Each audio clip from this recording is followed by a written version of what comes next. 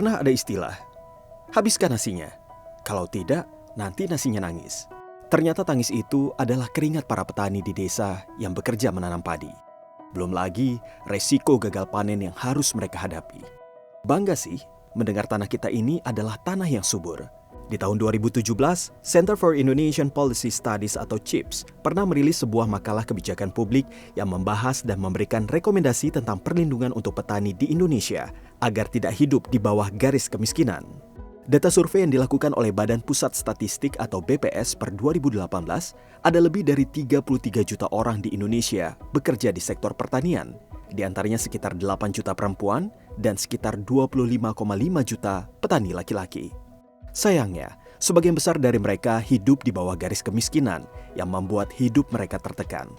Para petani kecil berpenghasilan kurang dari Rp600.000 per bulan dari hasil tani. Sedangkan buruh tani yang tidak memiliki lahan hanya berpenghasilan Rp300.000 per bulan atau seharga skincare. Akankah para petani bisa glowing? Bila tidak ada padi menguning, tidak ada hasil tani. Apa yang bisa dimakan? Bung Karno berkata, soal pangan bagi kita adalah soal hidup dan matinya suatu bangsa. Sektor pertanian adalah salah satu hal yang paling utama untuk mengusahakan ketahanan pangan di negara kita.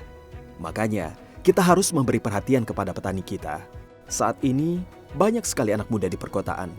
Banyak juga dari generasi muda yang sudah memiliki usaha sendiri. Kalau jadi petani, mungkin perlu berpikir ulang 100 kali. Lalu, siapa yang mengurus sawah-sawah kita? Mbok yo do mikir, kata Bu Tejo. Menurut BPS, kepala keluarga yang bertani usianya 45 tahun hingga di atas 65 tahun.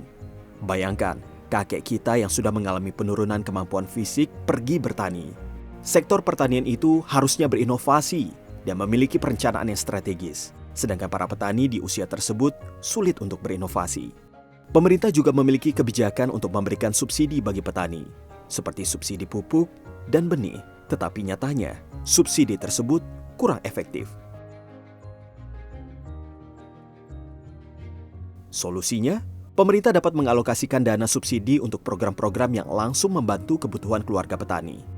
Dengan program Keluarga Harapan PKH, Kartu Indonesia Sehat KIS, dan Kartu Indonesia Pintar KIP, ketiga program ini lebih efektif untuk membantu menargetkan masyarakat yang kurang mampu membiayai kesehatan dan pendidikannya. Program lainnya yaitu Asuransi Usaha Tani Padi AUTP, lebih berfokus untuk meringankan resiko kehilangan penghasilan akibat gagal panen.